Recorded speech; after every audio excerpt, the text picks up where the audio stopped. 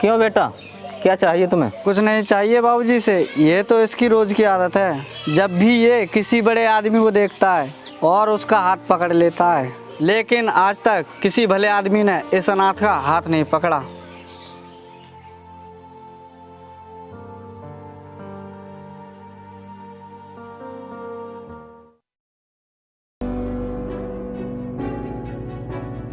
जो AA company का tender तुम्हारी कंपनी को मिला है, वो टेंडर हमारी कंपनी को मिलना था।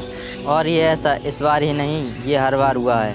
अगर टेंडर हमारी कंपनी को नहीं मिले तो मेरी कंपनी पर ताला लग जाएगा। सेठ जी, जिंदगी भर 10,000 की नौकरी ना करनी पड़े, इसलिए तो मैंने आपसे हाथ मिलाया है। सिर्फ आप इतना बताइए कि आप चाहते क्या हैं। तुम्हारे कुमार भाई की बर्बादी। मैं जैसा बोलता जाऊँ वैसा ही करो। अगर तुम्हारे भाई को आसमान से नीचे नहीं गिरा दिया तो मेरा नाम भी पान सिंह तोमर नहीं।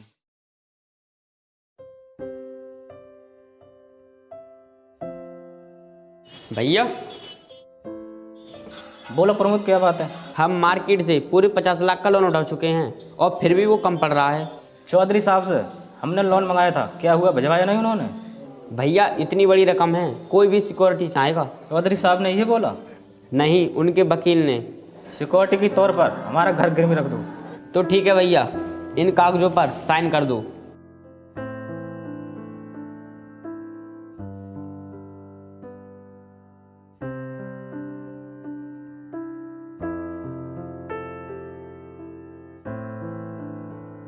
साहब जी, ये आप क्या कर रहे हो? अगर आप मकान गिरवी रख दोगे तो हम सब रहेंगे कहाँ? अरे पगले, मैं घर गिरवी रख रहा हूँ, बेच थोड़ी ना रहा हूँ।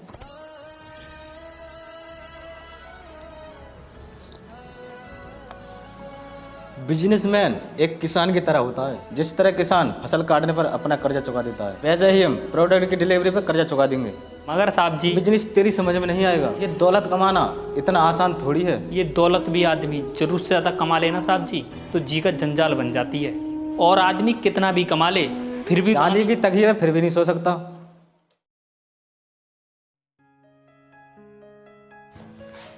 दीदी नमस्ते, कैसी हो? हाँ मैं ठीक हूँ, तू बैठ यहाँ पे। दीदी, जीजा जी दिखाई नहीं दे रहे, वो कहाँ पर हैं? वो अभी ऑफिस से नहीं आए हैं। भाई तो रुक, मैं तेरे लिए पानी मंगाती हूँ। रामू, अरे रामू, जरा पानी लेके आना। अभी लाया मालकिन।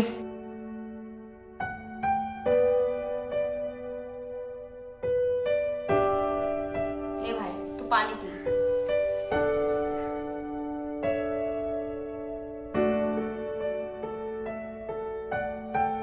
काफी दिन में आयो भाई, बताओ कैसे आना हुआ? और बताओ भैया, मम्मी पापा सब कैसे हैं?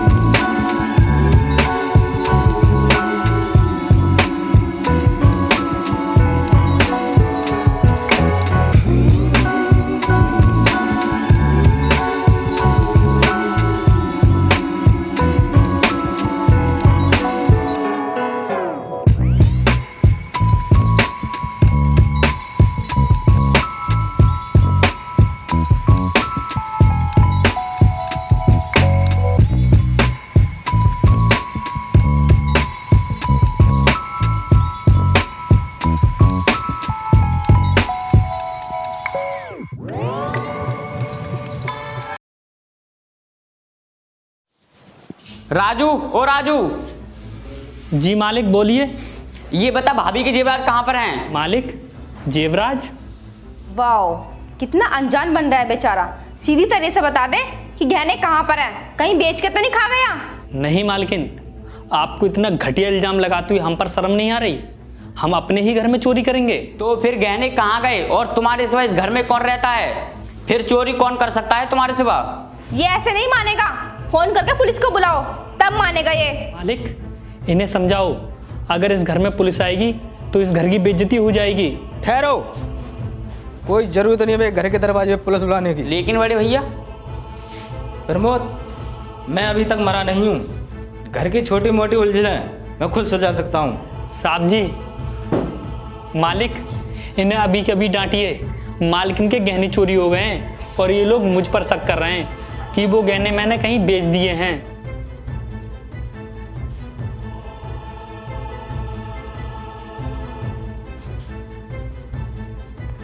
बाकी के पैसे कहाँ हैं राजू?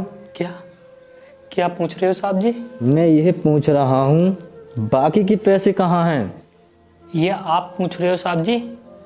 आप अपने राजू पर शक कर रहे हो? देखो राजू, गलती हर इंसान से होती है। सही सही बता दे, तूने गहने कहाँ पर बेचे हैं?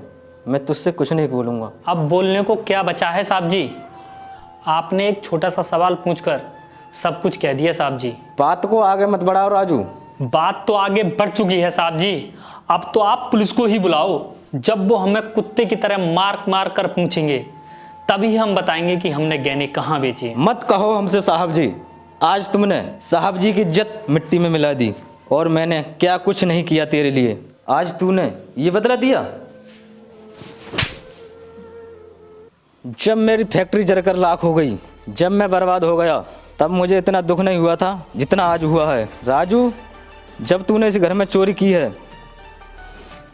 साहब जी, जब बचपन में हमारे माँ बाप गुजर गए थे ना और हम अनाथ हो गए थे, तब हमें इतना दुख नहीं हुआ था जितना आज हुआ है। जब आपने चोर कहा साहब जी, आपने हमें चोर कैसे कहा साहब जी? ज़्यादा सफाई देने की ज़रूरत नहीं है। दूर जा, मेरी नज़रों से दूर। लेकिन आज हम समझ गए इस दुनिया में अनाथ का कोई नहीं होता। हम समझ गए साहब जी, इस घर से हमारा दाना पानी छूट चुका है। अगर तूने इस घर की देहरी पे कदम रखी तो मेरा मरा हुआ मुंह देखेगा। इस घर को क्या, हम इस गांव को ही छोड़कर चले जाएंगे। मैं कदम भी नहीं रखूंगा यहाँ पर और कभी नहीं आऊंगा।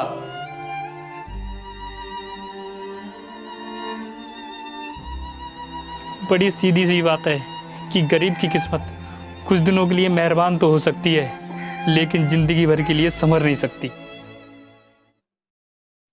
सेठ पान सिंह तोमर, आपके पास जो स्वर्ग नाम की कोठी है, मैं उसे खरीदना चाहता हूँ। बरोबर, मैं उसे बेचना नहीं चाहता। सोच लीजिए, मुंह मांगी कीमत दूंगा। मैं फिर भी बेचने को तैयार नहीं हूँ। 50 लाख में भी नहीं? अरे भाई, 55 में भी नहीं। 60 में? 70 में? आप कौन सा बोल रहे हैं? 80 में? आखिर उस कोठी में क्या है? 90? ठहरिए ठहरिए, आप इतनी जिद कर रहे हैं तो मैं आपका दिल नहीं तोड़ूंगा। मैं आपसे एक बात पूछना चाहता हूँ, आप मजाक तो नहीं कर रहे हैं ना? सेठ पान सिंह तोमर, मैं मजाक नहीं करता। आप मेरे घर रुपए लेकर आ जाइए, मैं कागज़ तैयार कराता हूँ। ओके? कागजात मैंने तैयार करा लिए हैं, आपको सिर्फ उन पर साइन करना है। मेरा आदमी बाहर 90 लाख लेकर खड़ा है, जाकर दरवाज़ा खोलना। ठीक है, मैं भी जाता हूँ। Good morning. ये रहे कागजात और ये रहे 90 लाख। एक बात बताइए मुझे, आपके भाई ज़मीन के भाव को आसमान तक पहुंचाना चाहते हैं? नहीं, वो उनका प्रोग्राम ज़रा उल्टा है। वो आसमान पे बैठे कुछ लोगों को ज़मीन पर लाना चाहते हैं।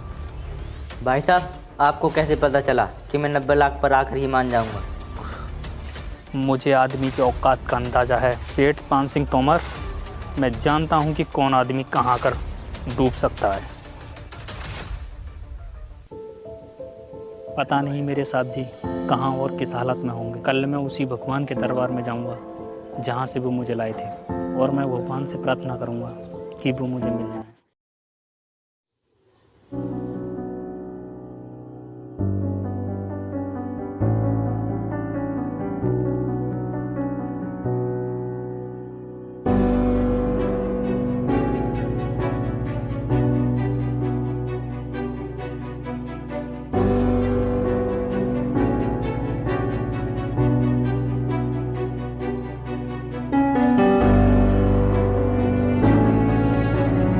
साहब, मुझे भगवान के नाम पर कुछ दे दो। अरे साहब जी, आप, मैंने आपको कहाँ कहाँ नहीं ढूंढा। कहाँ चले गए थे आप? आप कौन हो साहब, और ये कैसी बातें कर रहे हो? मैं तो आपको जानता भी नहीं, और मुझे आप साहब क्यों बोल रहे हो? क्या कहा साहब जी? आप मुझे नहीं जानते? मैं आपका राजू। राजू? राजू, तेरे जाने के बाद में सब कुछ खत्म हो गया। तेरी मालकिन भी इस दुनिया में मुझे अकेला छोड़कर चली गई। और मेरे भाई ने मुझे बर्बाद कर दिया। हमारी सारी फैक्ट्री जलकर राख हो गई। तभी मैं दर दर की ठोकरें खा रहा हूँ। तभी से मैं घर से बेघर हो गया।